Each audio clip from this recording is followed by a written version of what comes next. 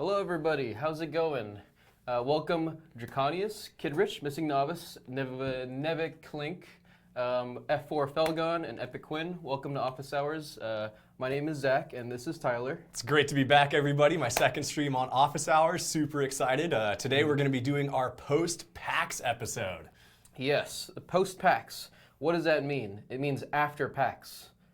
Possibly the best thing ever, because we're finally back home. We're not freezing our asses off, and we're good. Me and Tyler seem like we're doing okay. We're not sick, contrary to Serious Yo and what people generally get from PAX, but we're good. We're good. I got a flu shot. By the way, pro tip: get a flu shot. I feel like I got shot by the flu. We may have dodged the PAX pox by now. Half of our team is very, very sick, though. I think me and Zach just got the least amount of it. And I'd say that's a pretty good achievement, especially for being at PAX for how long we were there? A year? Yes, it felt very long. I think it was just 7 days. Yeah, I was definitely talking to Tyler about PAX, and it's very much a marathon, right? You're there for 5 days, and if you're leaving the next day or the day after that day, it's like 6 to 7 days. Especially if you're flying in a day early or something, like you're there for a really long time, and it feels like forever because like almost maybe 90% of the time you're not going to get any sleep.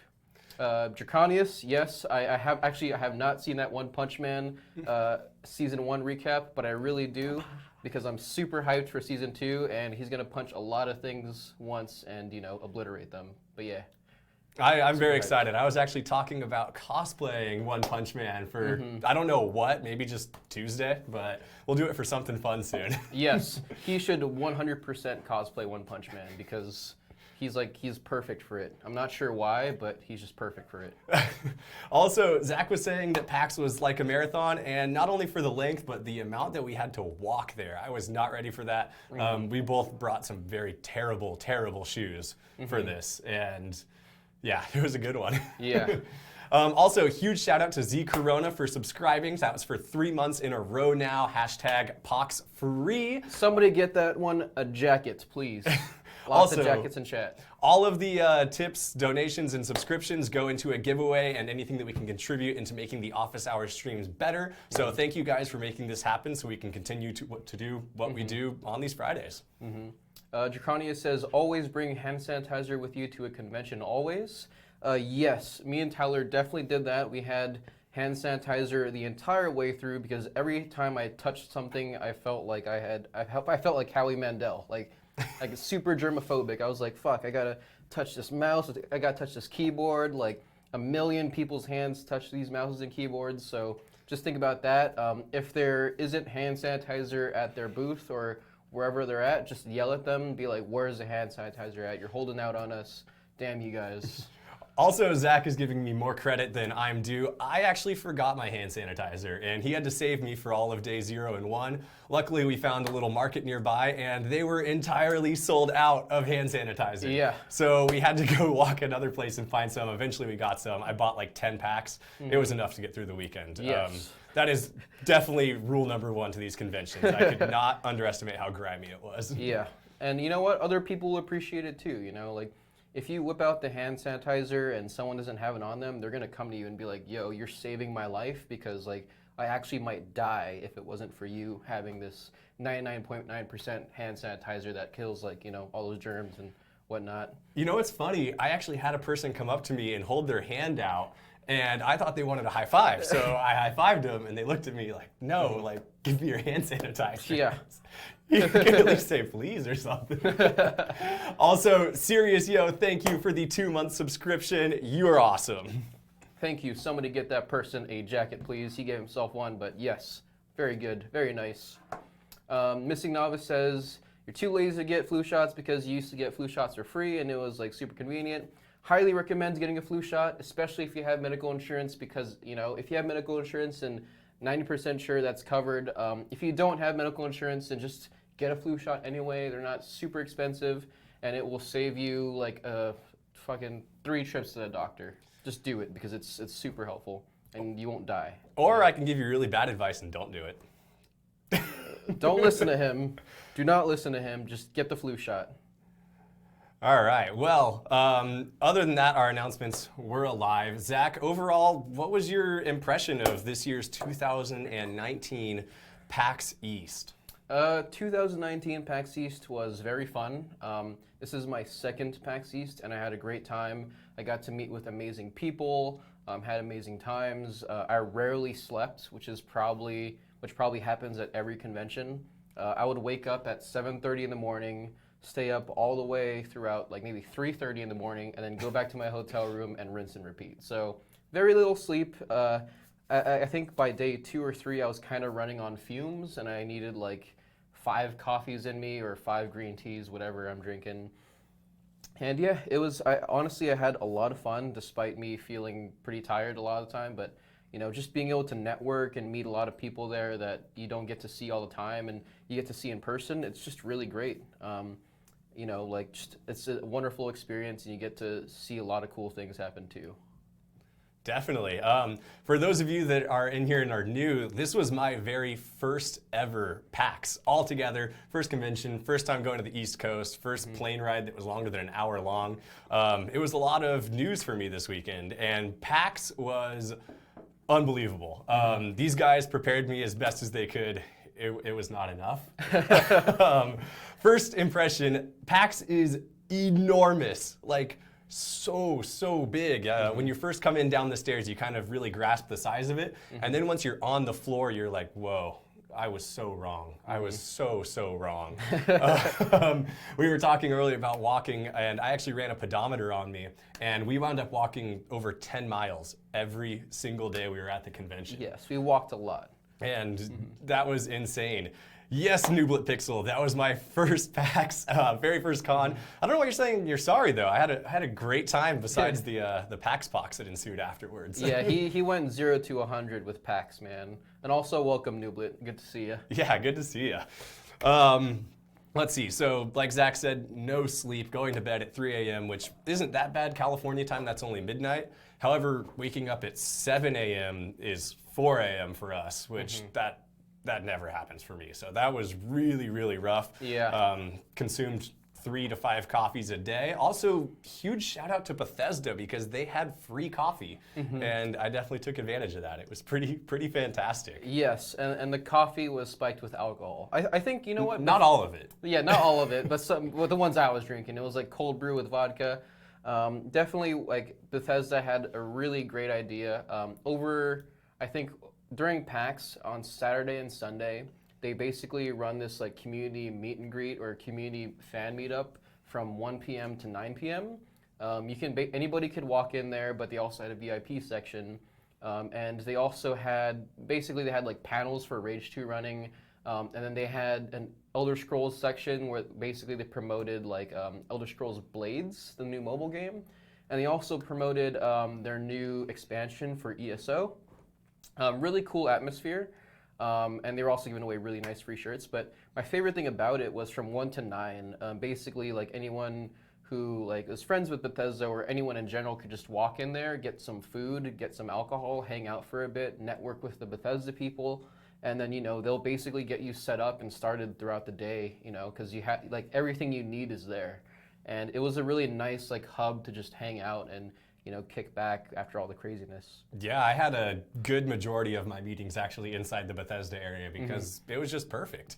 Also, everything in there was themed with their games, all their drinks, their coffees. It was super cool. Yeah, if you guys haven't seen the pictures, if you're familiar with Elder Scrolls, there's like a little cat Khajiit character named Maik. It looked like Bethesda partnered with like Jones Soda or something and was able to have like their own branded soda, which I thought was really cool. It tasted pretty good too. I liked it a lot. Natural cane sugars, Let's see. Another thing that really surprised me about PAX was the amount of people that went to this thing. A lot of people were saying 4 days was too much PAX, but I honestly think it needs to be 4 days in order to get that just sheer amount of people through there to check out all of the booths. Like if you put all those people just over 2 days, you wouldn't even be able to move. It would just be insanity, probably break some fire codes, wouldn't be too safe. Yeah, just a whole lot of people. I think that I think before PAX only used to be Friday, Saturday, Sunday. and then they opened up Thursday, and it seems like that's the perfect day to take advantage from industry people to walk the floor, go around and scope out everything, because even though Thursday is pretty busy, it is certainly the least busiest day, and it gives you a heads up on what's on the convention floor. Yeah, and so I walked in Thursday thinking that was how it was going to be. I was a little overwhelmed. It wasn't bad. Zach kept warning me that it was going to get crazier. Yeah. And by Saturday came around, you would lose people just within 5 feet of you. It was crazy. Serious Yo, I'm glad you saw the product placement there. This is one of my favorite mugs I've ever had. Yes. I'll also, plug this product here. This stream is not sponsored by Lagunitas. Undercover investigation shutdown. It's 9% alcohol. Wow, that's a lot in a beer. Actually, no, it's almost 10%. Wow. That's the perfect amount for a beer. Yeah, this is perfect. Yeah, I'm cruising. This is a good one. Let's see. So some of the other stuff that was at PAX, what were some of your favorite booths actually on the convention floor that you kind of had some time to actually sit down and explore? One thing I noticed, lines were incredibly long. Like you had to wait over an hour to demo some games. Yes. So we didn't get to do as much as we had hoped, but we did get to explore a little bit. So what were your favorites of those? Yeah, I guess one of my favorites is probably Mortal Kombat. Is it 11? MK11? Yeah, that was probably one of my favorites just because I got to play it, and that game is hilarious. I think they strayed away from just being it's still gratuitous amounts of violence, but it's oddly so insane that it just kind of desensitizes you from how crazy it is. And it's also coming out on Nintendo Switch. Like Z Corona says, I love the console free play. I played a ton of Smash. Me and Tyler definitely watched, I think at PAX there was a Smash booth where there was a giant screen where people could play Super Smash Bros. Ultimate, and anybody could volunteer to go up and play. And it just got super hyped because the audience was just there watching people play against each other. And I think they had one of the content creators or shoutcasters for Smash actually commentate on everybody's game. And it was a real hoot to watch. Yeah, it was awesome. And we hung out there for probably a good 30 minutes on day 4, watching these guys that were just incredibly good at Smash that I would have been embarrassed by to play against.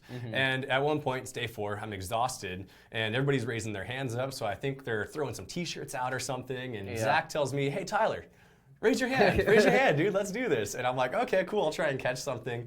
And then I realized they're picking people to play. And I disappeared out of that crowd real fast. Yeah, his hand just shot down. I was not going up on that stage. My ego could not handle that. But yeah, I think that was definitely one of my favorite things. It was a little odd to not see Twitch at PAX because, Mixer and Facebook was there. But, at the same time, I still thought it was a great event. Definitely saw a couple of our clients there and some Twitch folks that I got to meet with that aren't our clients. I got to meet with a good amount of Mixer people. Haven't really got to meet with a whole lot of Facebook streamers, but it was actually really cool just checking out their booth because they had a really nice setup there and it seemed like a lot of fun. One of my favorite things that I wish I got to catch more of was the giant Magic the Gathering Mythic Invitational that they had going on. That looked really great and the production looked amazing. Unfortunately, I wasn't able to hang out around there as much, but yeah, I would Magic the Gathering is really outdoing themselves now. Yeah, and they also had the tabletop version, and that had to have taken up half of the entire PAX area. Yep. It was pretty crazy. Really cool to see everybody getting involved with that. Let's see, some of my favorite booths that we actually were explored. So those of you that don't know me that well, I really, really love racing games and sim games. I actually spent an hour playing Bus Simulator, and I had a great time. Yeah. But the other one was Thrustmaster was really cool. They had a full setup with every sort of controller and peripheral that they had available. They had VR, so you could play Ace Combat in a jet. We managed to play Dirt Rally for a little bit, which was really fun. My hands were actually tired from the force feedback from their wheels. So that was a pretty awesome little thing to go hang out at. And then what was the other ones we went? Giant Network. Giant Network. It was really fun. Awesome people. Everybody was really friendly. We got to demo a few of their games. Zach absolutely destroyed me at Project Dunk. Yeah, he broke a backboard. It was nuts, man. Yeah, so Giant Network, from what I've learned from them is that I think they're a game publisher based in Shanghai. And this was their first PAX East ever, and it looks like they're kind of bringing their games to PAX East, and it was like their first time making it out to the U.S. so that they can kind of get their games in the U.S. market. They actually had some pretty decent stuff there. Definitely checked out Project Dunk, which was basically a basketball game with crazy characters where you just beat people up for the ball. Yeah. No frills combat, basketball combat. At one point, a sumo wrestler flew to the stratosphere and then came back down and slammed on me. So And just dunked it. Yeah. you can't make this stuff up, guys. Nope. Was there a money tournament for Smash? I'm not too sure. To be honest, I didn't see that. I just saw that booth at the Nintendo Switch thing. Maybe towards the actual arena stuff where they had this giant stage, they might have done a Smash tournament for money. Just wasn't too sure about that one.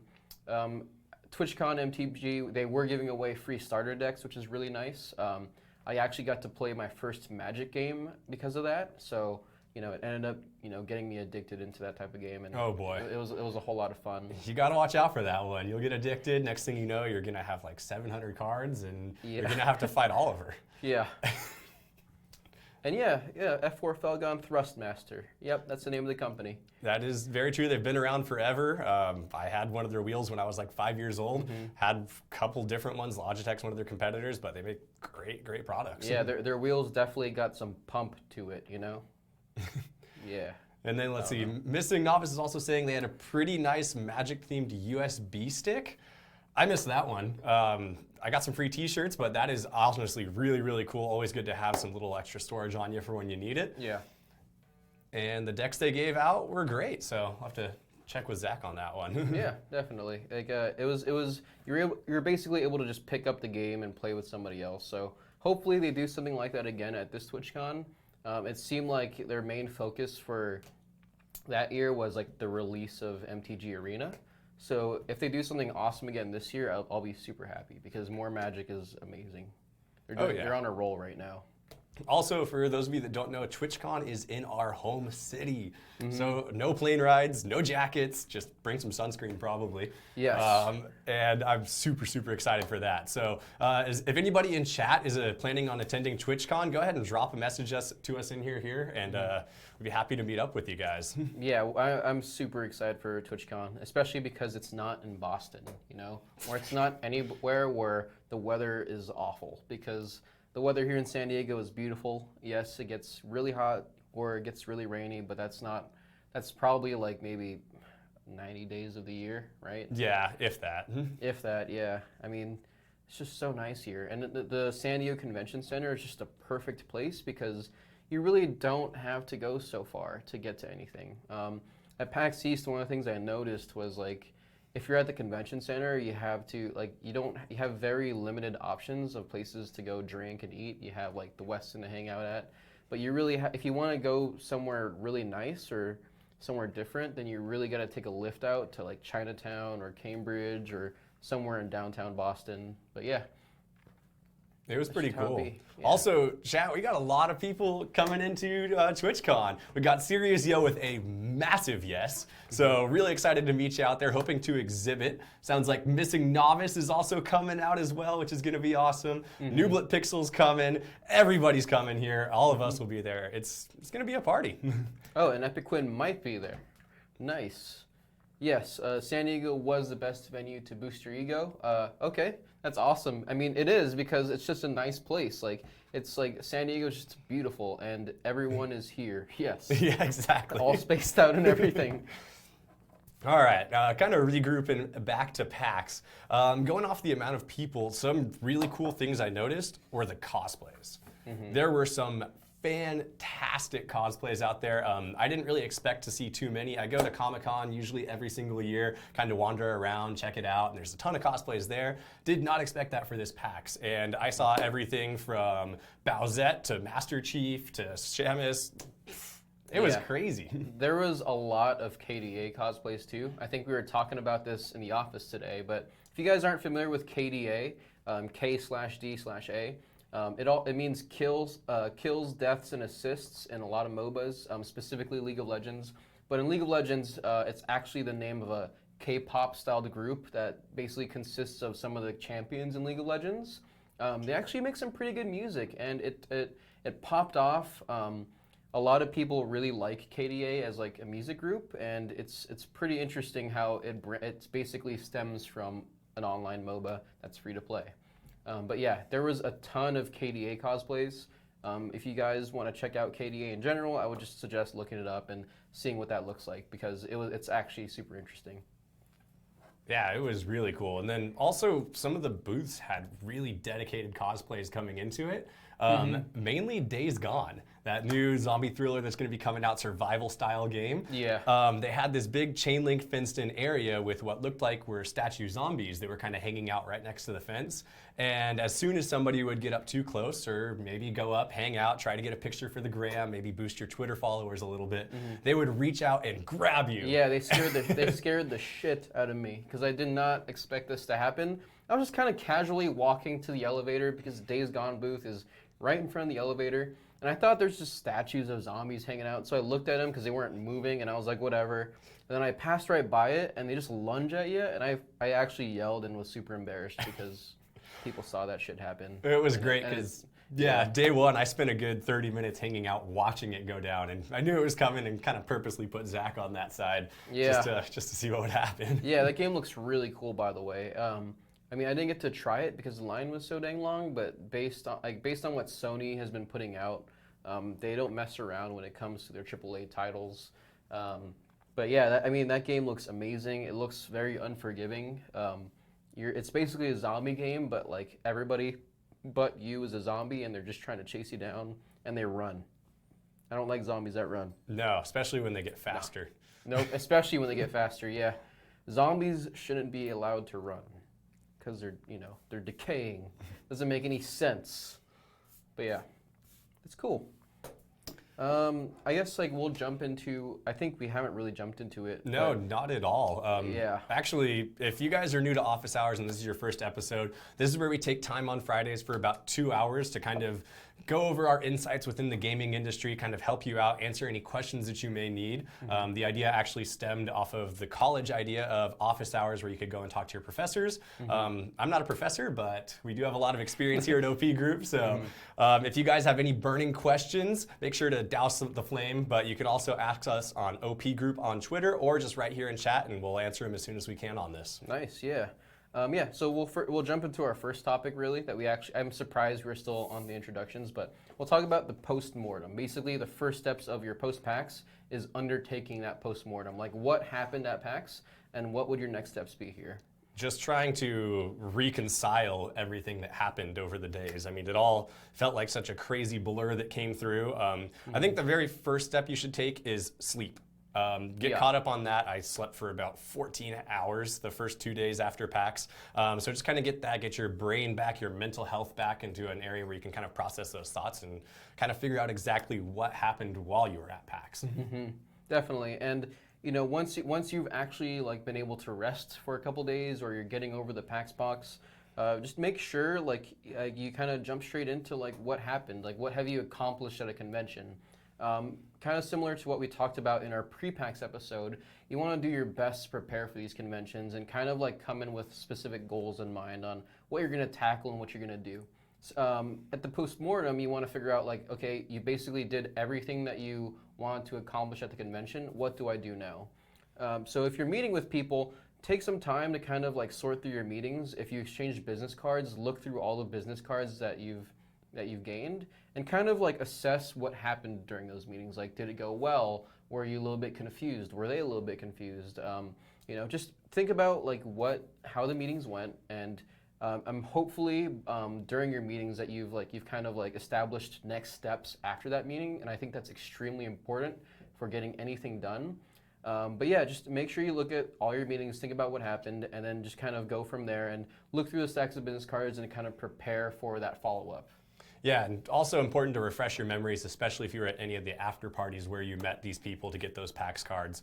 Really good idea to just kind of recap, and if it was possible, try and remember one very specific thing that you either bonded with that individual or that you both talked about that was really memorable. We'll kind of circle back why to that a little bit later, but it's a very important thing to have and a great step in your networking game.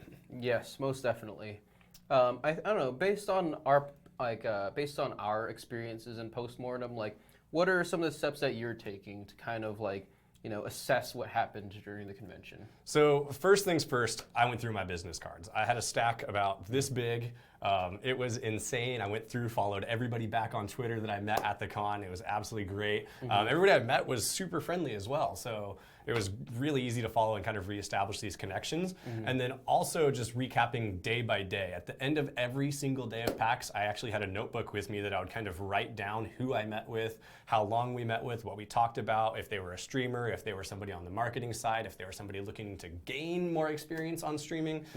Just a little bit of a way just to kind of help self-organize myself. Because if you come into Post PAX and just look at it as a whole, it can be really overwhelming. Yes. It's just a big ball of craziness, and you want to make it easier for yourself to kind of read through. Yeah, I would say that's the same thing for me too, right? Is like, I came back from PAX, I had a ton of emails. I basically had to respond to a lot of people that I've been talking to that didn't attend PAX and be like, hey, I'm sorry I've been gone for so long. I was out for like 6 days at PAX. Hopefully I was able to tell a lot, thankfully I was able to tell a lot of those people beforehand that I was heading out. But it's just nice to kind of like basically come back and get your regain your balance and figure out where everything's at and just kind of assess that entire situation. I followed up with a ton of people and a ton of people followed up with me. It was really nice being able to just talk to them. I got to meet with people and kind of like learn about their goals in the industry, and I think that's very helpful because me being like working in this industry, like being able to understand people's goals and like how they intend to chase that success, it really resonates with me. And getting to know people for that soul connection can be really important, not just from a business standpoint, but on a personal standpoint as well. Yeah, absolutely. Nublet Pixel asks, how do you get to those industry parties if you are a content creator? So first, I would say like, if you, this can be kind of tough at first, especially if you don't know what's really going on. If you kind of hear from, let's say, a friend that also streams or someone who's already going to a party, like, oh yeah, there's this, I don't know, there's this Twitch party going on, or there's this like Starbucks coffee party that's going on. When you hear of it, you kind of want to figure out like who would be the best person to contact for it. In most cases, it's typically, the community manager or influencer manager that kind of, like handles a lot of that stuff. Maybe the events coordinator, for example, you could just reach out and be like, hey, I'm a streamer, I'm a content creator, and I usually like to basically figure out, like, I want to figure out like how I can work with you guys, and I'd love to attend a party to meet someone. Yeah, absolutely. Community managers are your best bet there. We even had to do some outreach in order to get into some of these parties. It's not all magic and fairies out there. You don't just get invited. You got to do a little bit of outreach. But also, once you're at these parties too, you'll meet a lot of the people that are hosting the later ones. So everything kind of just snowball effects down, and next thing you know, you're going to be on a boat in the middle of the Boston Harbor, hanging out with Justin Roiland, having a grand old time. Yeah, and like it very much depends on what you do as well. Like, a lot of times parties will look for, specifically content creators to invite to their parties so that they can network with them and see how those content creators would like to work with that company. It's a little bit different for us because we're their managers, and you kind of have to like finesse a way to figure out like, hey, what kind of value will you bring, or like what's the reason for you being there? Sometimes we just say like, hey, our clients are going to be there. We can definitely talk about like them potentially working with you guys, but it's like, since we're going to be working together in the future anyways, like why not shoot us an invite? And like I said, and sometimes it just comes down to knowing people. If you know that there's going to be a company at PAX, right? Let's say Adult Swim is going to be at PAX. Like they've announced that they're going to be at the convention, and they're going to be doing something. It's good to just get to know those community managers and influencer managers beforehand, so you kind of have like an up-to-date on like what is going to be going on with them. But also, a lot of these influencer managers and community managers are also attending other parties as well for other companies. That's not always the case, but sometimes it happens, and then you can ask them like, hey, will I see you at, I don't know, Corsair later on? Will I see you at Elgato? And let's hang out there. From there, you can kind of figure out like who the right person to reach out to is. Yeah, that's a great tip. Just personal one-on-one, word of mouth is an easy way to get into these parties, especially if you've got a little bit of any sort of name behind yourself in this industry. Yeah, definitely. And you can help, establish that relationship just by meeting people at conventions. Just go around, talk to people, get to know them. And also, this is something we might have discussed in the pre-PAX party, but kind of identifying who specifically you want to talk to will make a huge change in the way you attend these conventions, because it'll make your life a lot more easier because you know who to go to. And if you already have a friend or an industry contact that you have a personal relationship with, then you can just kind of tag along with them. Yeah, if their schedule allows it, of course. If you're trying to meet these people at the convention, say we're on the floor, Zach, in your opinion, what is the best day to actually be able to kind of meet these people and establish these relationships, especially for those that are stuck working booths? Definitely the best day to do it? Yeah, the best day to do it. Thursday, as early as possible. Sometimes, at some conventions, they'll throw like a day zero thing, a day zero industry party, or a day zero like community meetup that's available to the public. That's also a pretty good place to go as well if those are available at the convention. But day one, on PAX Thursday, that is seriously the best day to go around, get the scoop on like what's at the convention, like where places are at. And just from there, because they're really not that busy that day, they're not trying to just push people through lines and cater to attendees. Like, just go ahead and say what's up. Say, hey, I'm a content creator. Is there anybody I can talk to? If they're the right person, then you found them. If they're not, then hopefully whoever's working that booth will be able to assist you. Yeah, and on the contrary to that, Saturday is probably the worst day to try and establish these relationships, simply because of the sheer volume of people. And these people working the booths have to talk to everybody, and they're going to be exhausted if you can even, in fact, get to the front of the line and get their attention. It's just so crazy, unbelievable. Yeah, and if it is Saturday, then maybe before the convention starts, if we're an early morning meeting, hit somebody up or schedule your meetings there, or just kind of hang out at the Westin. And if you're maybe after the convention as well, when people are winding down, you can also network at the Westin. That's also a great place and a great hub to just meet people in general. Just kind of make sure that when you're at the Westin, or when you're at a party, or wherever you're at a hub where a lot of industry folks are at, try not to necessarily go out there and network in a sense where you're kind of throwing your card everywhere, or you're there specifically to meet and chat business, because by that time a lot of people are just done with business. They're done with the convention, they're tired of talking about business, and they're just kind of there to wind down for a bit. While it might not be the best way to I actually think it's probably one of the best ways to accomplish meeting people and networking, because from there you're actually building personal relationships and not necessarily business relationships, and then eventually you'll know that person on a personal level, and then you'll be able to talk business later on and follow up with them, kind of like we talked about in the postmortem. Yeah, absolutely. Another great spot to kind of just hang out, kick your feet back, relax, get a little caffeinated, and meet people in the industry is also the nearest coffee shop to any convention. Luckily, there is a Starbucks right inside the Westin, which is connected into Pax East, and being able to sit there, grab some coffee, and then kind of move over into the Westin bar area where all the really comfy seats were. I could not move from one side of that little meeting area to the other without at least running into two people that I knew. So if you just hang out there, kick back and relax, you're guaranteed to see content creators, guaranteed to see community managers, guaranteed to see marketing people, some devs, a little bit of everything transversing through that area. I even thought of potentially bringing my Nintendo Switch, or bringing a set of Magic cards to just kind of hang out in the lobby and play. And if I ever want to meet with someone and just chat or play games casually, I'll just have that there, and we can just chill on the table, have a drink, and play some games together, right? We're in the gaming industry, and as strange as it sounds, a lot of people forget that what's heavily involved in this industry is just playing games, right? People kind of get caught up in the drama, or they get caught up in a lot of what's going on with their careers, that they forget that we all bond over video games. So I think one of the biggest tips I can give to everybody is if you're talking to someone new and you want to break the ice, just be what kind of games do you like to play? What's your favorite type of genre of gaming?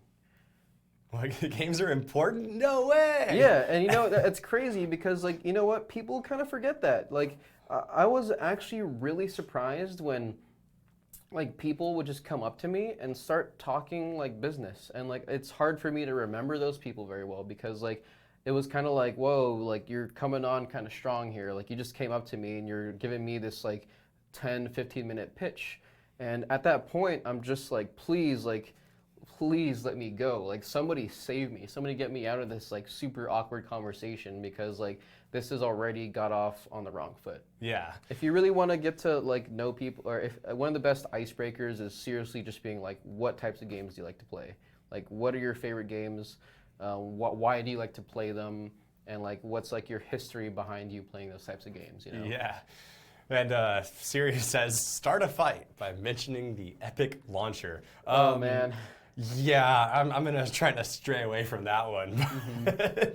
That's pretty bad. And Epiquin, don't feel bad for coming up to us. That's what we're here for. We're here to meet everybody. It was so great getting to talk to you at PAX. It was awesome. Like, seriously, yeah. Like, we really appreciate it when people just say, hi, what's up? Like, I know you this way. And I'm like, oh, hey, like, you're Epiquin. Like, it's awesome to meet you. Like, how are you doing? You know, like, that's how conversations should really start. You know, it's just, I've had a lot of, like, crazy amounts of experiences where it's just been like, hey, what's up? By the way, like, I'm doing this company thing, blah, blah, blah, blah, blah. And I'm just like, oh my gosh, like, what is going on? Like, this is such an awkward conversation. I remember we were at the Facebook party, actually. And at one point, they opened up this door, and there happened to be a wall of donuts behind it, where you could go up and grab any donut off this wall that you wanted and eat it. And I was very, very excited. I ate about 10 of them. But while I was there, somebody could tell that I was really enjoying these donuts. They came up, started talking to me like, man, these donuts are so cool, so awesome. And it was great to meet them. And then they introduced themselves, and it happened to be Min. Yes, right he there. just happens to pop up, man. Good to see you. Welcome. It was great to meet you, dude. Yeah, it was out super there. good, yeah. So yeah, anything memorable you can do really goes a long ways. Yeah. So Min. Was probably one of the only witnesses to see me seriously fail in a video game, like, ever.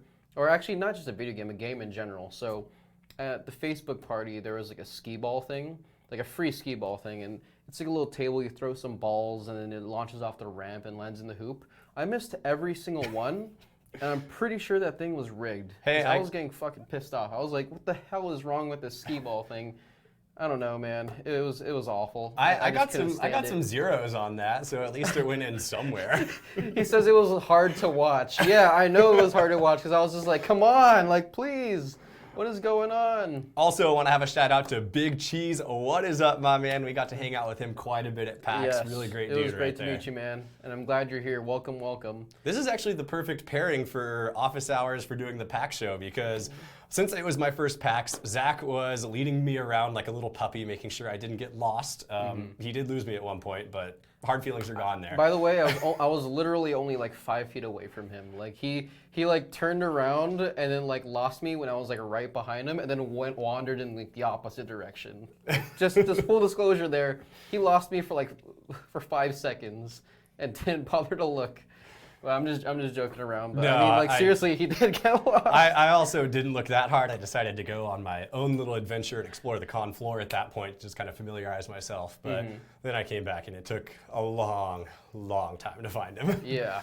Also, funny thing too, it was totally coincidental. We did not plan this, but these are the shirts we wore on day 1 of PAX. We did not call each other this morning. It just happened. It just happened. It looks like we haven't showered in like 8 days, pretty much. I guarantee you I showered. I guarantee these clothes are clean, and you know they're nice and colorful too for you guys, for your viewing pleasure. You know. Also, Serious Yo says the coolest people I know are the people I met by introducing myself as Serious Yo. How does that go? Are you like, hey, I'm serious, yo? And they're like, serious. I'm sure that's how it goes.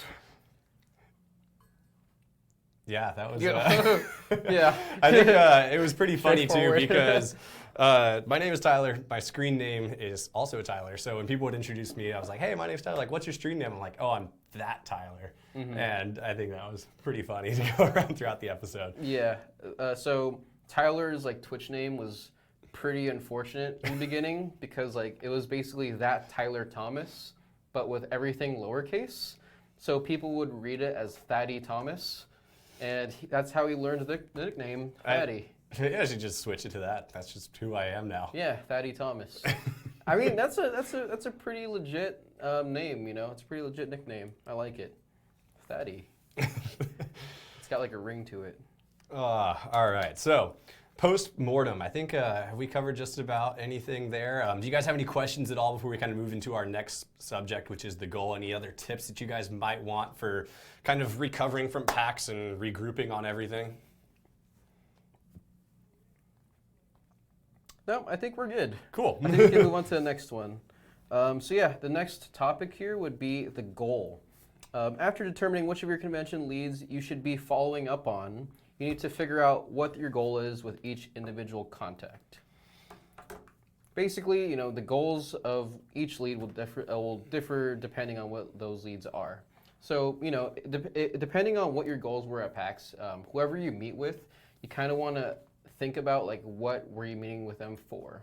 If you're meeting with someone who's kind of like a community manager and you're looking to get game keys or early access to a game that you really like, you should follow up with them and be like, hey, whenever it was great to meet you at PAX. I'd love to follow up again as we get closer to PAX and just kind of figure out like if we can do some work together. Because I think for a lot of up-and-coming content creators on Twitch and YouTube, one of the most valuable things that they see is being able to access a game way earlier than launch.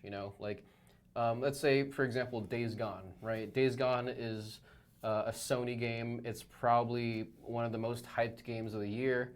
I think people have been hyping it up since the trailer came out, which is like years ago. Albeit it's Sony, so it might be a little bit tough, and you might have to do some persuading because like they're such a big company. But if you can somehow pull like early access to Days Gone for your channel, I can guarantee you that's probably going to be very huge for you. Yeah, especially for large games like that. Everybody's dying to see more than just the trailer or the gameplay trailers that they wanted. And to see it firsthand, you're going to just spike on those follower counts right there. Another one, too, is if you somehow cannot get early access to these games, it is very, very hard, especially for any big AAA publisher. You want to go ahead and try to follow up again as you get closer to the release date itself. You might not be able to get it 3 weeks ahead of time, you might not get it 2 days ahead of time, but you might be able to just get your hands on those keys right as the game releases. And even having that kind of the first of everything is going to be great for you. One of the next contacts you could possibly be meeting with would be like let's say a hardware company or something, like basically a company, or maybe like a chair company, right? Let's say you like DX Racer or you like Corsair or NZXT, and you kind of want to work with them. But let's say you might be, a smaller content creator. Maybe your channel isn't as built up yet. Maybe you're not getting like maybe 300, 400 viewers on your stream like every single day. Oftentimes they'll say like, hey, like the best way we can work with each other is by like an affiliate program, but because I know you, I'm able to kind of like figure out if we can hook you up with some free product at least.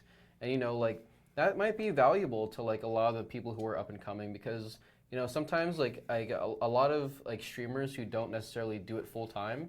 They're still looking to support their stream like through various amounts of ways. Like they're probably working a full-time job. They're doing a lot of other things on the side. So being able to have like free products, or maybe like a brand new PC, or a couple like gaming peripherals that would enhance like their streaming experience, like to kind of complement them as they kind of like learn and build by, that could be very valuable to them, Especially for streamers that are on a budget. I mean, the price of peripherals these days are getting little crazy, little nuts. I mean, the cost versus quality is definitely there, but a lot of people can't afford a $2,000 PC. They can't afford a $300 keyboard or a $200 pair of gaming headphones. Right. And if you can set that up, more power to you. It's going to make your gameplay experience better. It's going to be better for your stream. You can put that logo up there, makes you look really official, and just good all around. Yeah, and that's something that you can definitely put on your resume, right? Like as you kind of continue to grow, eventually you might have like an opportunity where you might have that time where it's like time to think about, basically paying a lot of basically getting paid to start doing these sponsorships, right? And it's just, it grows on you. Definitely. So let's see, Nublet Pixel asked, these guys gotta have thousands of people per day, ask them for something for free. How do you make yourself stand out? So we kind of just covered this a little bit with our last subject, but a great tip for you is to just go ahead and try to make a personal connection with these people. Don't come up straight for business. Hey, I want a free keyboard. I can put your logo on my thing. Yeah. Try to have a casual conversation with them, show some interest in their product. Just do anything you can to make yourself stand out in an easy, personable way. That way, when you go to follow up with them in an email a week after the show or so, you can introduce yourself and like, oh yeah, I remember that person. They were really cool, easy to talk to, nice to hang out with.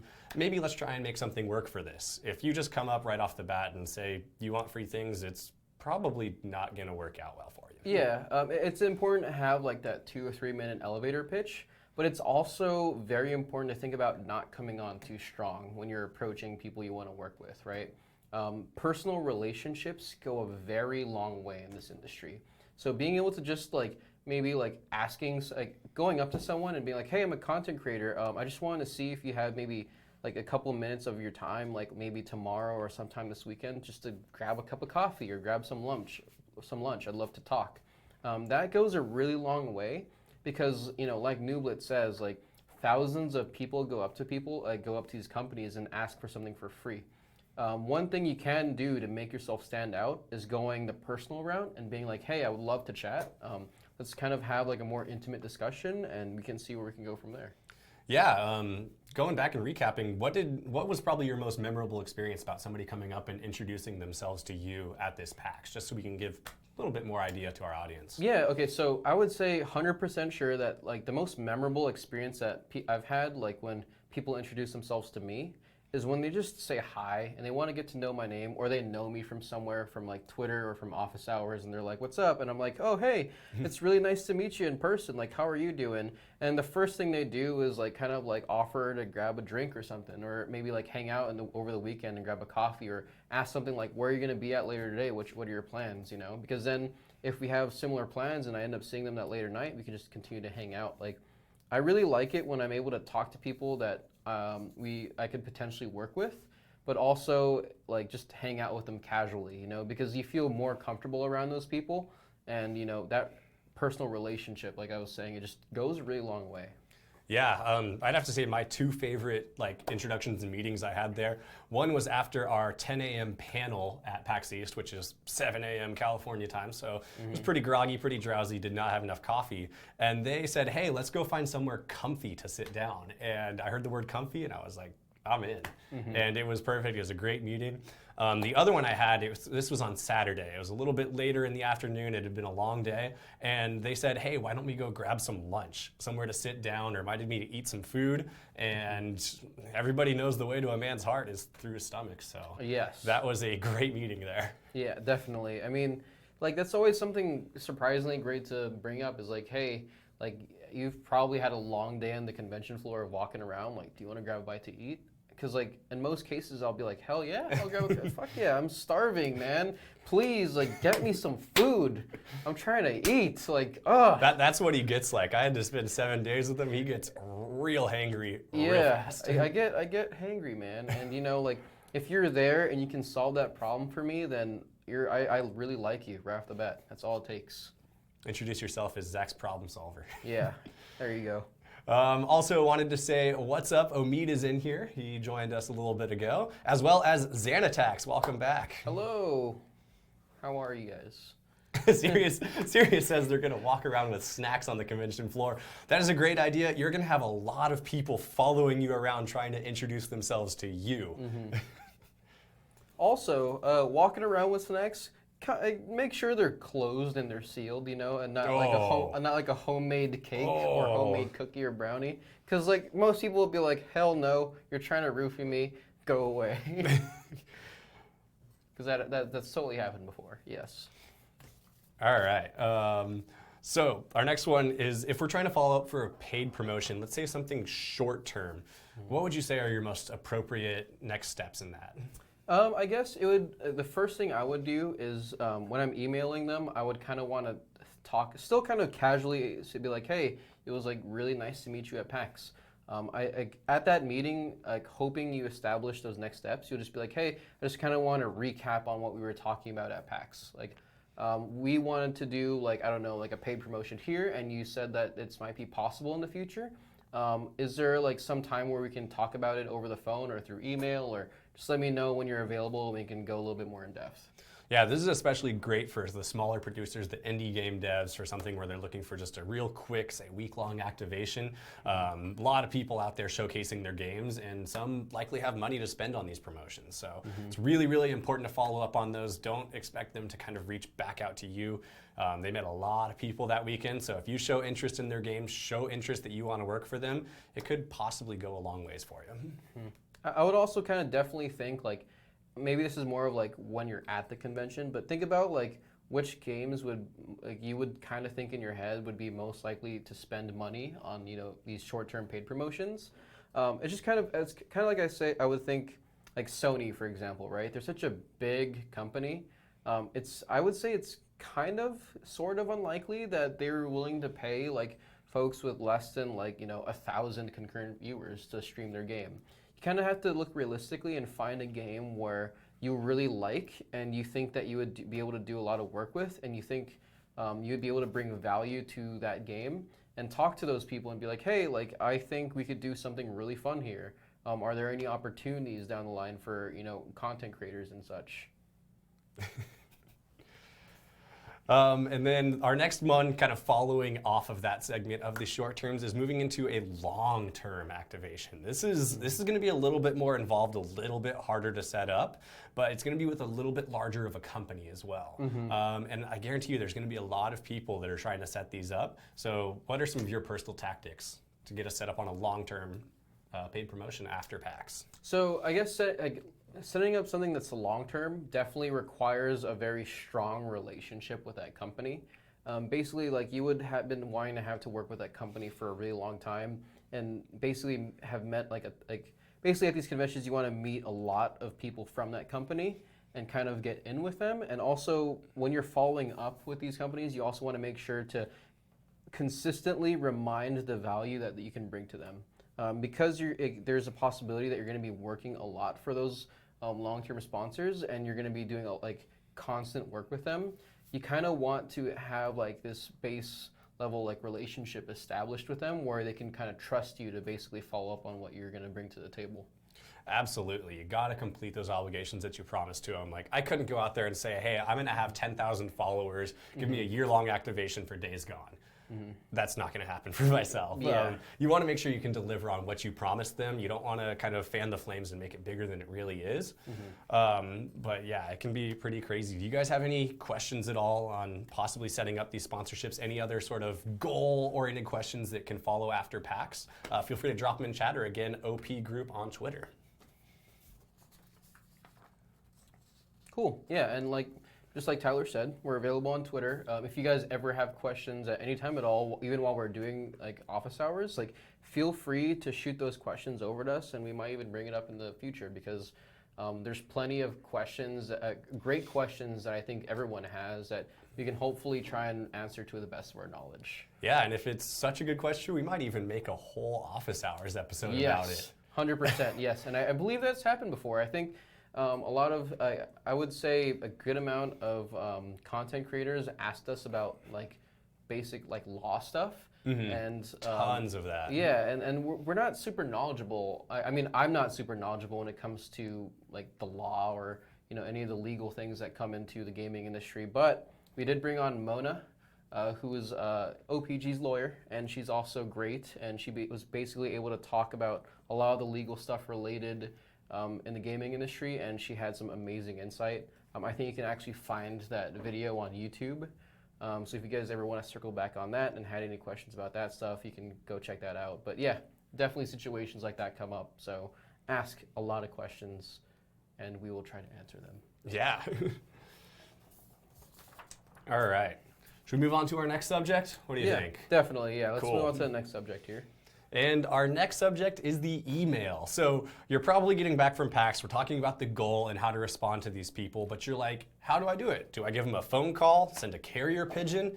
You should probably follow up with an email, maybe even a Twitter thread. You want to find an easy, tangible way to track yourself. A lot of these guys are really busy. They get hundreds of emails a day. So if you just kind of drop off into a phone call, it's probably not going to go well. So find an email for you, and you really want to respond to them in a very simple manner, introduce yourself and whatnot. So a great way we like to do it is, hey, my name is Tyler. We met at the Westin outside of PAX on Saturday at 2. I would love to talk more about working with you and what your company does and what it does for streamers, and just kind of learn a little bit more about you. Our talk went really well, but I'm interested in learning more. Something short, sweet, to the point. You introduce yourself, you're polite, you tell them where you met and what your goal is out of that conversation.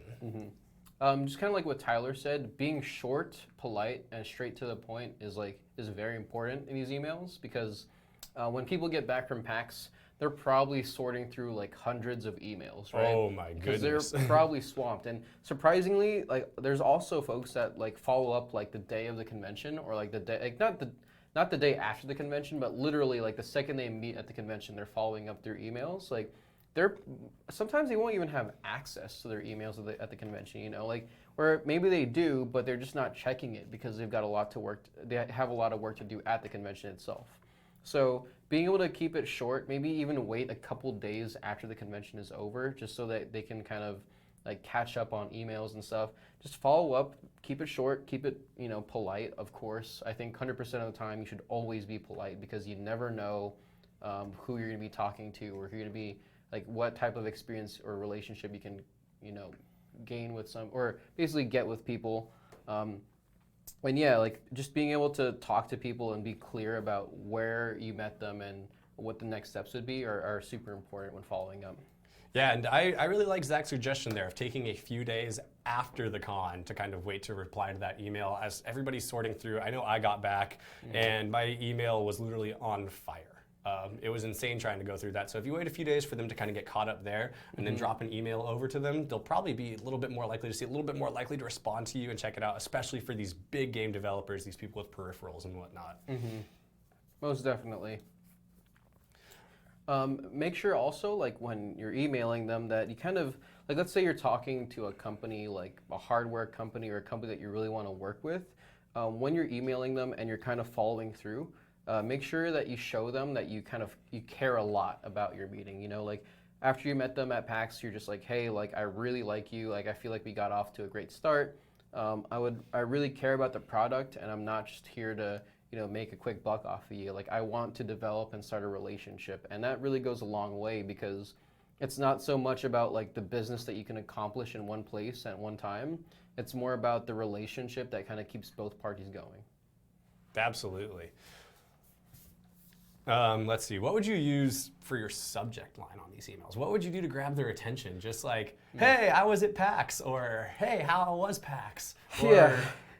So I guess like I actually want to think of more creative ways to do this, because like mine has been super simple, and I just realized that a lot of people can kind of do a lot of people do the similar thing. Maybe like Omid says, he usually goes with sup bitches, right? Like I've seen that at least 5 times in my emails this week. I've seen sup bitches, how's it going, like multiple times, and you know that you gotta get more creative than that, you know, like. You gotta say something like "sup, motherfucker," you know, like I don't know. Don't actually say that. No, this is terrible advice. Terrible advice.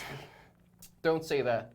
But I don't know. I usually say something like, "Hey, it was awesome to meet you at PAX. Like, how are you doing, or how are you recovering?" Maybe that's too long of a subject line, but maybe just like those initial couple words are good enough. You know, just make sure that when you immediately like start your email, that you kind of like are straight to the point, and you're kind of like being able to remind them of like where you met them. Yeah, just short, simple. Great meeting you at PAX East has been one of my favorites that I saw, because it's like, oh, cool, I met this person, and I've had a few that told me exactly who they were. It went perfect, which was very, very fantastic.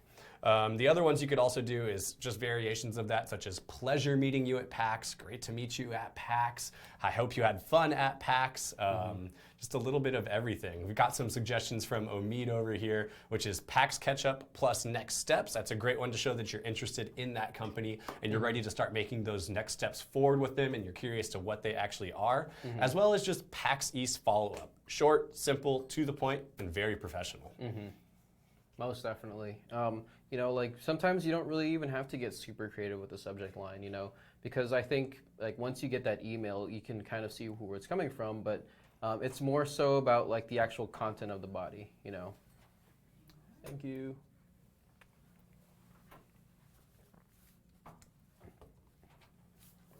Let's see. Where are we on our notes? I kind of got distracted just Sorry, now. the email. The email. Yeah, and also when you're closing it up, make sure to sign off professionally, just a regards, a cheers, sincerely, something that shows that you're there to help them out. In your signature itself, make sure you include your actual name, your screen name, your handles for everything. That way people know exactly how to find you. If I said, hey, I'm Tyler, they're going to be like, well, who's this guy? Yeah. So make sure you tag yourself in there. That way they have something to look at, something to reference upon as they're comparing your email to a lot of your stats. Yeah. And kind of one of Omid's examples would be like Pax Catch Up plus Next Steps. I highly encourage kind of getting down the next steps in that initial email. Mainly because like you don't just want to check in and be like, hey, it was great meeting you at PAX, unless if you're really looking to do something with that company that you're talking to or whoever you're talking to. You also kind of want to determine like what you have to do after that conversation, right? Like, because then you're going to be able to figure out like, let's say if there's a company you want to work with, you're going to be able to figure out like when they want to start doing work with streamers. So you kind of want to figure out like what you have to do after that initial follow-up. And like if they haven't responded by then, just follow up again and be like, hey, we talked about this, and you just kind of continue that conversation and keep it going rather than just leaving it off as like, hey, it was nice to meet you. What are some of your absolute no-nos, things that you should absolutely not say in this email following up to companies? I would say like in the first email, like if you, I don't know, like I guess this might be just a me thing, but in that first email, try to determine the next steps, but don't make that initial email super long. Like I keeping it short and sweet and to the point is ideal. When you create like a huge like 5-paragraph email on that initial follow-up, it's like you don't even want to look at that. Like you just got back from the convention, you're catching up with other emails. You don't want to look at this giant like story that someone has written you. Yeah. Just for a follow-up. Coming into a wall of text is always a little rough, especially when you're a little slow after the PAX conventions. One of my tips, make sure you guys use spell check. Make sure you follow your just regular grammar and punctuation. If it's missing points, if there's a lot of typos in there, it could show that maybe you just don't care too much. And that's the big thing. You want to make sure these companies understand that you're here, you're excited to work for them. Definitely. And just like being able to follow up with someone and even like connecting with them on a different platform as well, like outside of email. I know I've given out my business cards to folks that I've met with, and they've given me their business cards, but even saying in email, like, hey, I'd love to add you, if whatever is the best way of communicating, like if you want to add me on Twitter for Twitter DMs or Discord for, Discord chat, that's always helpful too, especially if that's like their best method of communication, because I feel like email should be like the standard for being able to communicate with people, but some people prefer to use Discord because it's easier for them. So you can always tell them like, hey, if you ever want to chat or just want to talk more briefly or anything else, just hit me up on these other platforms. Definitely. And as Serious Yo just said, don't make it sound so generic that it could have been copy pasted. If you Google how to write like a response email, you'll get a million pages of it. And if you're maybe hitting a little bit of a creative block, it could be a good way to kind of get the ball rolling and get things jump started. But please don't copy paste these things. Make it your own, kind of add your own little flair in there to make yourself stand out. If you just copy pasted like, hey, I'm this, I'm looking for sponsorship, it's not going to go too well. And yeah, just like Omid said, like be positive and optimistic. Briefly recap why your meeting was good and talk next steps. I think that's as perfect as what you can do in the follow-up email, and it's just very brief. So if you guys are going to be doing follow-up emails soon, take a screenshot of what Omid just said right now and save it somewhere, because that is very useful, short and sweet advice that everybody should use. Definitely. And then Epic Win just chimed in here. What about just typing it in their Twitch chat? I personally do not think that is a great way to follow up. No. You're more than welcome to jump, say you met a real content creator, an awesome influencer. You can jump in there and be like, hey, it was great to meet you at PAX, but do not expect anything to come from that. You might get the little acknowledgement. They're gonna be like, hey, this is cool, it was great to meet you as well. But make sure you actually write through that follow-up email. As you know, these streamers have a lot of words coming at them really quick, ton of chats. It's likely gonna be lost. They're playing games, they're distracted, they're extremely good at multitasking. So make sure you send that follow-up email as well. Don't just drop it into a Twitch chat. Yeah, I wish this was fairly obvious, but do not write in someone else's Twitch chat, check your DMs or check your email because I just sent you something in their Twitch chat. It is super awkward. It is like probably the worst thing you can do because one, you're putting them on the spotlight and it's just they're not on stream to like, chat about business or check their DMs or check their emails. They're there to stream. Yeah. Just hang out and have fun. A lot of them, it's fun for them too. And they don't want to be distracted by that sort of thing. Yeah, and they might just forget about it, or they're gonna remember it in a really negative way. So definitely not. Those are not like the best options at all. Let's see, Nublet Pixels jumping in. I've had it where companies want to work together but won't respond even in the middle of negotiations. How do you keep the interest of those companies? Sorry, I have to read this question again. So a lot of companies, they get busy, things happen in the middle and they might not respond to them. It's really important to ping them, keep checking in every day, every other day to keep their interest. Make sure also follow those words of Omid just ahead of us. Be positive, be optimistic, be somebody that's interesting to talk to. If it's just kind of bland, straight copy paste, they might kind of lose interest there. So it's really important to keep following up and just being excited about the company, showing them that you care. Yeah, definitely continue to follow up. And if they're not responding after a certain point, it should also the companies. Hopefully, the companies are responding. But after a certain point, like no one is saying anything. It's best for you to just take the initiative and like just close it out for yourself. Like, hey, I haven't heard back from either of you guys in a really long time, so I'm just going to assume this isn't happening anymore. That way you're not kind of leaving it as a cliffhanger, and you're just kind of ending that conversation. And if let's say you were to ever meet with those companies or that conversation is brought back up, you can always reference that point of where you close that conversation and you were like, hey, yeah, I know we talked about this happening like years ago, but like I guess like I never heard back or anything, and I just kind of I just kind of assumed it was closed, because and you have that reference point, right? Absolutely, and that actually kind of bleeds into our next topic really, really well here, which is actually the follow-through. So let's kind of dig ourselves a little bit deeper into this. So after the initial email discussions, you might want to try and set up an actual phone call, especially depending with what the complexities you're working on. This can also help with a lot of communication barriers. Say you're working on a deal where there's just tons of stuff going on. You have live appearances, you have social posts, you have streams, you have Instagram posts, you have to say shout outs, you have talking points, you have to do giveaways. It's at a certain location, then you have to fly to another spot, check into another hotel. Things can get really crazy really, really quick. And sometimes having a phone call afterwards can really help you to kind of simplify those things and nail out exactly what you need. And also kind of make sure that when you're kind of having these phone calls that it's very much worth having that over the phone or over Discord or over the Skype conversation. A lot of things can be solved in email, and email definitely takes a lot less time to figure it out. And you're also able to kind of plan out what the things that you need to identify and the things that you need to say via email, and kind of take your time. When you're on the phone, I would say you don't want to have like people pitch you things on the phone, and like you don't want to agree to things with people on the phone as much because you don't have a lot of time to think about it. When you get on the phone with someone and they're kind of pitching you this thing, you don't want to immediately say yes. You kind of want to say something like, hey, this all sounds very interesting. I'd like to think about it a little bit much, and I'm more than happy to follow up over email and kind of get additional details written out for me before I continue moving forward. And those of you that have never really experienced this in a phone call, it'll become very, very obvious after a little bit that they're just trying to butter you up and sell you on this thing. So don't be afraid to say, hey, let me kind of think this over, because you do not want to be pressured into this. You could sign something really, really bad that's not going to work out well for you. So kind of following up on that, a good tip is during the phone call itself, if you can, try to write some notes of what's happening during the meeting.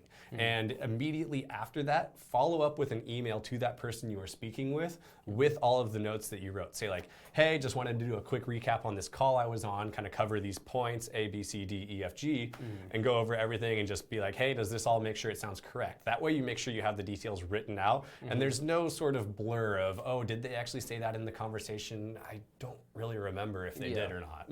Yeah, if you're having that phone call and everything seems right, then you can say something like, oh, hey, yeah, like I'm really interested and I'm liking what I'm hearing. Let's continue to talk about this a little bit more over email. Mainly because you never want to really agree with something over the phone, and then down the line you see a contract that has a bunch of crazy things on it that you've already kind of agreed to, and you want to be like, oh, this isn't what we talked about, you know, like this is what we talked about over the phone. I kind of want this to change a bit. And it just kind of puts you in a weird spot, because like they would have expected you to kind of be on board with everything, but you really aren't. Yeah, definitely. Let's see. So who else just jumped in here? I get excited about ideas or plans and it comes off like I'm trying to sell something or that I'm desperate. So then I try to compensate by over talking about how my intentions are genuine. Yeah. So I think it's very easy for people to get really excited about ideas or plans. We're all guilty of it, myself especially. Yeah, and like I totally feel how like you want to try and over mention about how your intentions are genuine, because you kind of want to keep, like, you don't want to disappoint the other party and you don't want to make them feel like you're just doing this for a quick buck, you know. But honestly, like just being short and straight to the point really goes a long way.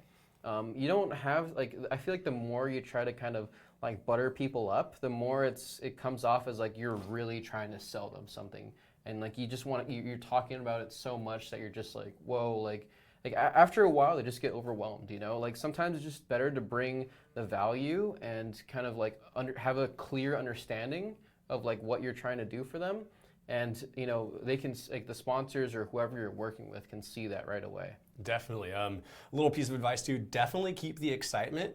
If you're at a full 10, probably tone it down just a little bit, but being really excited about something can help kind of connect with the person you're talking with, and like they're like, wow, this person's excited about it. I'm kind of getting excited about it, and it's gonna be a little bit more interesting rather than having a very boring conversation about how, hey, my keyboards are cool and I want to sponsor you. Do you want to make a partnership? Yeah. Sure, man. Let's do it. Cool. For sure. We'll make it happen. Let's make it happen. So pieces of advice. I know it's going to be really hard to kind of forecast these things, but think about how the call is going to go beforehand. Like you can't always predict if they're going to come off as totally like a sales pitch, or if they're going to be really easy to talk to, kind of difficult to talk to, but maybe write out a little bit of notes beforehand to kind of keep you on track, on subject, figure out exactly what you want to say. It's very, very easy as you keep talking, especially if you're a talkative person, that you might forget something that you wanted to say. So make sure you highlight your key points that you want to understand during these calls, and make sure you want anything that you want to convey to them that they've understood what you're trying to sell. Right. And you know, like if this might be a weird piece of advice, but if there's anyone that you trust, or even if you really need to, like rehearse the email or rehearse the conversation to yourself or with the friend that you really trust. And if you're doing it with the friend that you really trust, then maybe they can give you some pointers. They can be like, hey, kind of sounds like you're asking for too much. If I was in their shoes, I would be kind of like, whoa, this is going a little too far, you know. But being able to kind of rehearse that and kind of step into the other person's shoes and figure out like how they would see what you're talking to, or how they would kind of imagine, like, or how they basically would understand what you're trying to say to them, can go a long way as well. Definitely. It's a great way of practice. Also, a little pro tip, set a timer for your calls, especially beforehand. Be like, hey, we're gonna have 30 minutes to talk, we're gonna have an hour to talk. You don't wanna get stuck on the phone for 3-4 hours at a time. It's very easy to do, but say the conversation is going well, you could always extend it a little bit more, or say you have to end the call after 30 minutes and be like, hey, this was amazing, let's go ahead and reschedule a call tomorrow or a little bit later in the week. That way you can go ahead and follow up on it, because sometimes it is hard to convey everything that you need just in 30 minutes. Definitely. Like Xantec says, or you can tell them that you're really excited and ask if that's okay. Then you kind of have permission to be all bubbly. And yeah, that actually really works, because there's been times where I'm like, dude, I'm super excited to work with you. Like, I hope I'm not coming like off as like crazy strong. But you know, like you being genuine in that moment, companies can really see that, and they can be like, wow, this person really is excited. He doesn't have to like over communicate everything, because we can just see it right away, you know? And that works really well as well. Definitely. Like for example, at PAX, while we were there, we went to the racing booth, and I was really, really excited to get my hands on some of those games. And I started talking with the guy, and he knew I was excited, and I could tell he went from the drone of just pushing people in and out to like, hey, this guy knows what he's talking about. This is going to be fun. But again, just short, sweet, to the point. I didn't bore him about all of the stuff is the torque sensors on the wheels, the degrees of rotation. I just said I was excited to play and excited to be there to finally get to test some of these things out. Oh yeah, I got to try it out too, and I was awful at it. So the force feedback wheel, if you guys haven't used one before, it's basically a wheel that responds to the way the car would actually react. So if like you lose control of your car, your wheel will start spinning left and right very aggressively. You can kind of control it, but it really just like jerks left and right. It gets pretty crazy, and especially for the game that we were trying out, we were playing Dirt, which is like a rally car game where you're basically drifting in dirt the entire time. It was really hard for me to get the hang of that. Definitely. It was even tricky for myself, but yeah, I had a lot of fun there. Yeah, I had a lot of fun, and I really want a racing setup, I think those are real cool. You did a great job too, kind of with the follow through at Mortal Kombat, because it was something that Zach was really, really excited to go try, to go play this game, and he collected himself. He was excited, but the people could tell he knew what he was talking about. He was there to play, and he didn't talk their ear off, and I feel like he made a really good connection there with the Nintendo guys, and we got to spend a good amount of time with Mortal Kombat. It was pretty fun. We probably squeezed in, what, like 4 games while we were there? Oh yeah, we got a good amount of matches in there. It was really good. But yeah, like just kind of like Xantec said, they're super expensive, but they are really fun. Seriously, you've never used those wheels. I feel like they would break you since you use so much force to fight it. Yes, that's exactly what I was feeling. They definitely hurt your arms, but wow, they're really fun. And if you're into like racing type games, then they're great. But yeah, I think today we've basically covered a good amount. We have just a few more things I kind of want to add on to that follow through. Okay. And so it's making sure things you want to actually discuss during the call on your end. This could be traits that you will bring to the sponsor that will actually help them. So almost your own selling point in a way. This could be your amount of followers, your metrics, what you promise to do for them, the actual kind of like going into your audience and seeing how they will react. And then other things are specific obligations for the sponsorship. You want to be very clear. It's like, hey, I can do a Twitch stream for so many hours. I can do a Twitter post. I cannot do Instagram because I do not use Instagram. Yeah. Don't promise that if you can't be in there. Yeah, and make sure like if like you've discussed the obligations before receiving that contract, and even if you do receive the contract and you've chatted about it beforehand, make sure that you still review it and make sure you have an understanding of what everything is in that contract and what your obligations are. Definitely. That's actually everything that I wanted to cover there. We're getting down towards the end of the episode. Do you guys have any questions at all you want to bring up with us for this last little bit here? It could be anything from our experiences at PAX, any sort of last little tips you want on follow-ups and post-mortem, cool booths we thought, cool people we ran into.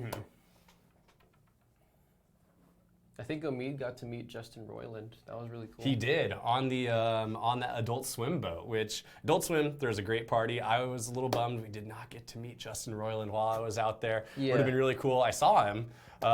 Best giveaways. Ooh. What would you say were the best ones there? I really liked the Nintendo Switch bag I got from playing Mortal Kombat. Yeah, that was pretty sweet. That was really cool. I think Adult Swim was giving out a Pog collection. You know, like those little toys or whatever. I don't really know what the hell they are. They're like little tin little pieces of tin circles. I don't know.